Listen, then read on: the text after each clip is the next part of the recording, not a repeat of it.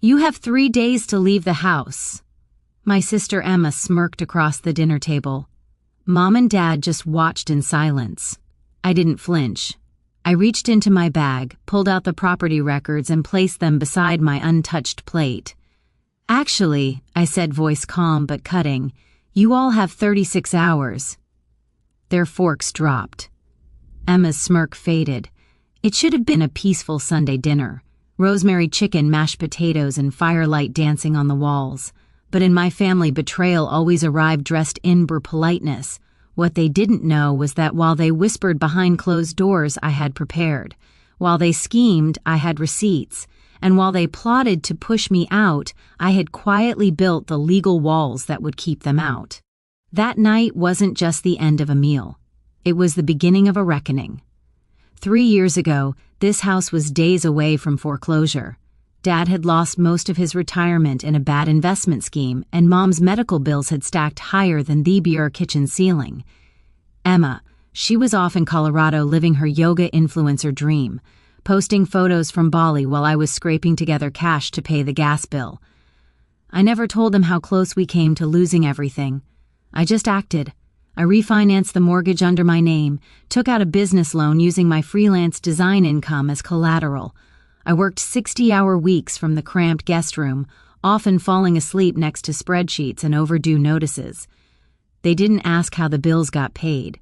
They were just thanked God the foreclosure letters stopped arriving, and I let them believe whatever they wanted because I wasn't doing it for applause. I was doing it because this house held every memory that still felt real to me. The floral wallpaper Mom picked out in 1998, the scorch mark on the deck from the fireworks Dad let us light one reckless July 4th. Even the creaky third step, the one that always gave me away on late-night fridge raids. This place was home not just in bricks and beams, but in blood. I remember the day the deed was transferred into my name.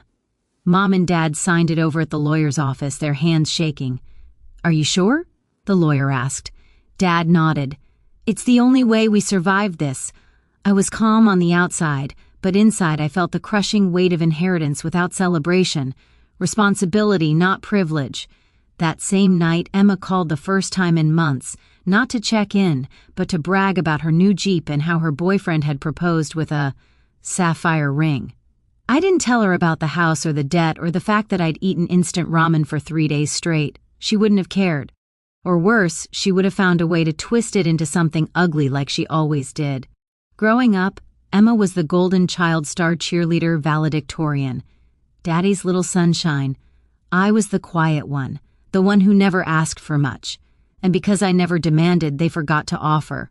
But I remembered everything, every skipped birthday, every emergency phone call she ignored, every time Mom said, "She's just busy, sweetheart, don't be jealous." I wasn't jealous. I was exhausted. So when Emma walked back into this house 2 weeks ago with her perfectly straightened hair, monogrammed luggage, and that same condescending smile, I knew something was coming. What I didn't expect was how easily they'd all fall into line behind her again. Emma returned as if she had never left. She walked through the front door like she owned the place, dropping her designer duffel on the hardwood floor and air-kissing Mom like they were brunching in Manhattan. Dad looked up from the couch and his whole face lit up like it hadn't in years. "Pumpkin," he whispered. I stood in the doorway of the kitchen dish. Towel, still in hand, watching the performance unfold. She didn't acknowledge me, not even a nod, not a glance. Later, I'd find out she had texted them weeks ago, asking if she could crash for a bit while she figured things out. She'd left her fiancé. Turns out he cheated. Or maybe she did, depending on which version she told. She was rebuilding her life, she said. So naturally, she came here to the one place she never lifted a finger to preserve. At dinner that night, she spoke louder than everyone else, dominated the conversation, laughed too hard at her own stories, tossed back wine like it was water. Mom clung to every word. Dad nodded like he was still her audience of one. And when I brought out dessert, homemade lemon tart, their favorite, Emma scoffed. "Still playing?"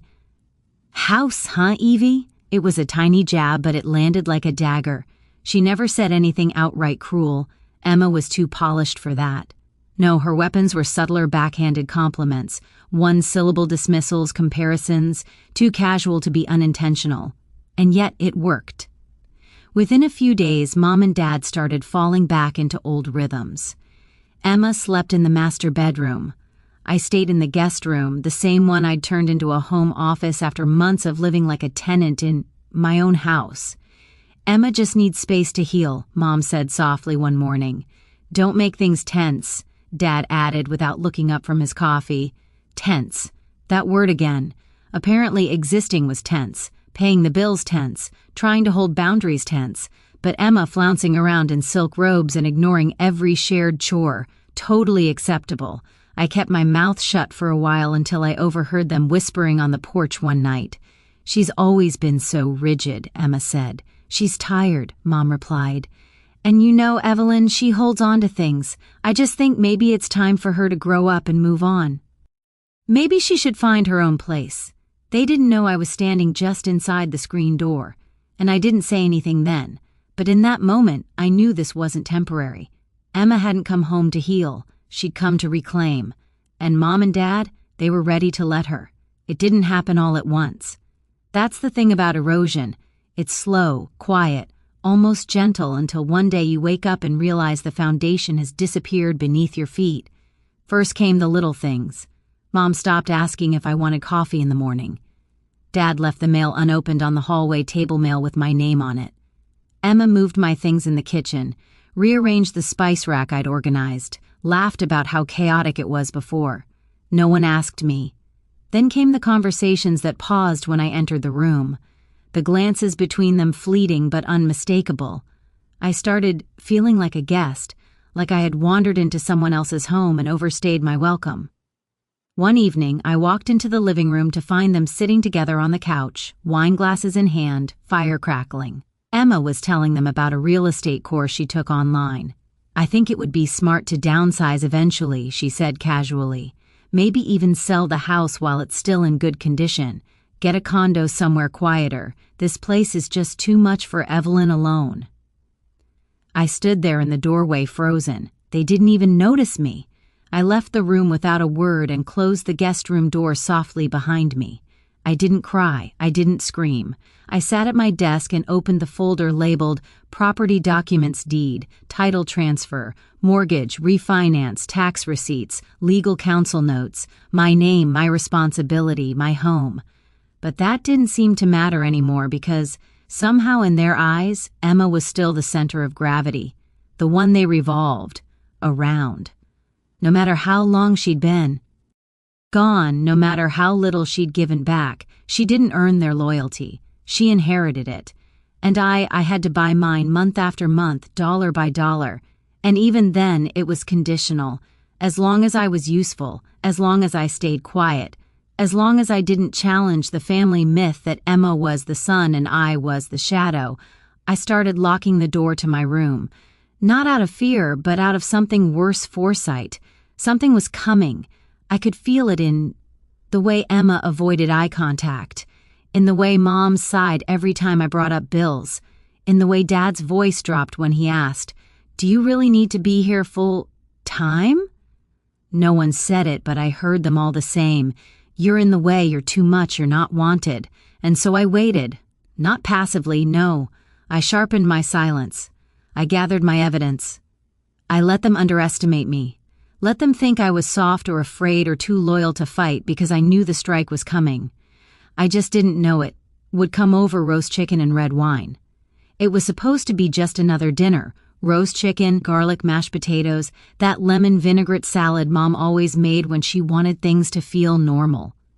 The table was set for 4. Emma brought out wine, some overpriced bottle she'd picked up on her way back from yoga. Dad carved the chicken like it was Thanksgiving.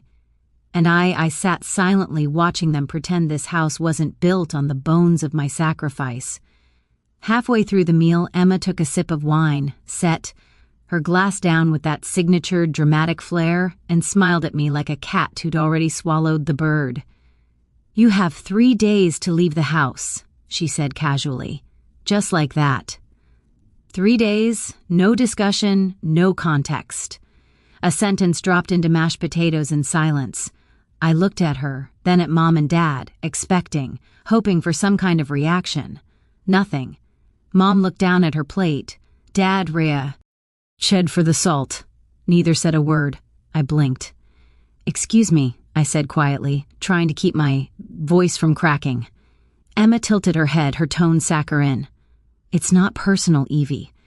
We just think it's time you moved on. You've been here a long time. It's not healthy." I repeated. "Mom and Dad agree," she said smoothly, glancing at them like a lawyer revealing her co-signers. Dad cleared his throat. "It's not about the house," he muttered. "It's about peace, Harmony." "Peace," I whispered. "You think this is peace?" Emma leaned forward, elbows on the table like we were gossiping over coffee. "I just don't want us to keep walking on eggshells. Your energy, it's heavy."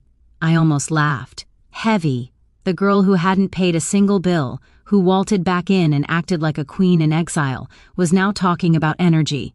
I set my fork down slowly. My hands were shaking, but not from fear, from clarity. I reached into my bag and pulled out the thick folder, the one I hadn't touched in months, but always kept near. I opened it, flipped to the first page, and slid it across the table toward Emma. The deed in my name, signed, notarized, filed 2 years ago. Then I looked them in the eyes, all 3 of them.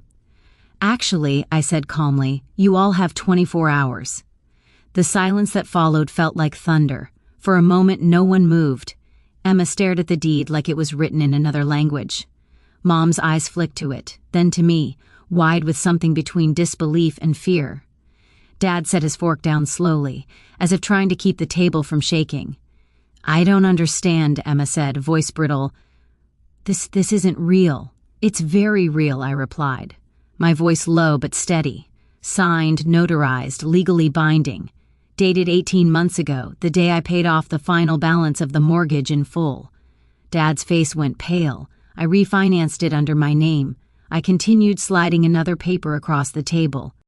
"Paid off the liens, took over the insurance, paid the property tax, fixed the leaking roof, the electrical, the mold in the basement. You remember that, right?" "No, probably not. You weren't here."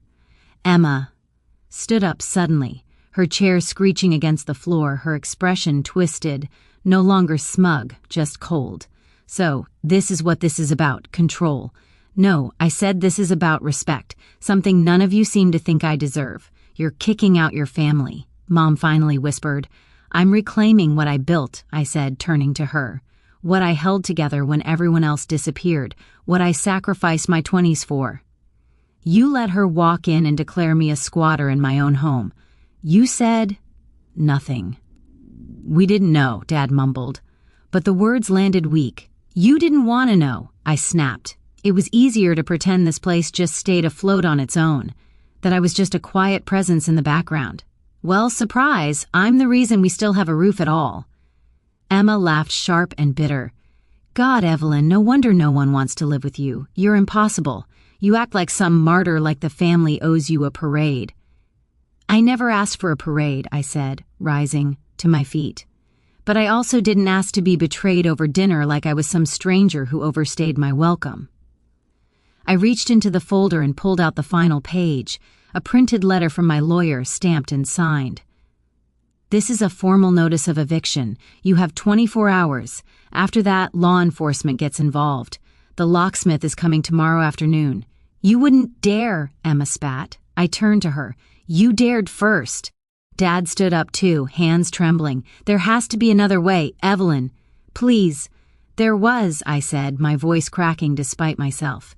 "It was when I asked you both to sign the deed and you said yes, when you told me you were proud of how I stepped up. When I spent 2 years cleaning up your mess without ever making you feel ashamed. That was your other way. You chose this one instead." Mom looked like she wanted to cry. "Eva," she whispered, "you're not this kind of person." I stared at her. "No, I wasn't. But you made me this way. You let her humiliate me at this table and said nothing. You watched me drown in responsibility and called me tense. And now you want to act surprised when I finally say enough." Emma moved toward me. "I'm not leaving," she said. "I don't care what papers you bring. This is our family's home. I grew up here too." I stepped back, my hand instinctively gripping the edge of the table. Yes, we both did, but I'm the only one who stayed when it mattered. And you don't get to walk back in and rewrite history just because you're louder. She opened her mouth, but I cut her off. "Pack your things, all of you, by noon tomorrow, or I'll have officers escort you out." Silence swallowed the room. Then slowly, Emma turned and stormed upstairs, heels clicking like gunshots on the wood floor. Dad sat down hard, burying his face in his hands. Mom looked at me, and for the first time, I think she really saw me, but I didn't wait for understanding. I left the table, walked to my room, and closed the door with shaking hands. Outside, the house creaked. Inside, my heart pounded. I just declared war on the only people I had left, but for once I wasn't afraid. The next morning, the house felt different, not quieter. It had always been quiet in that suffocating, polite kind of way, but hollow, like something had cracked in the foundation and let all the warmth leak out overnight. I didn't sleep. I lay in bed listening the creaks of the floorboards, the occasional closing of a drawer, hushed. Voices down the hall. They were packing. At 8:13 a.m., I heard the soft click of the front door opening, and Emma's voice slicing through the air like broken glass. "Just. T, bring the truck around. I don't need help. I just need you to be fast." I didn't move. Didn't go out to gloat. Didn't offer help. Just sat at the edge of the bed, hands clenched in my lap, waiting for the next sound.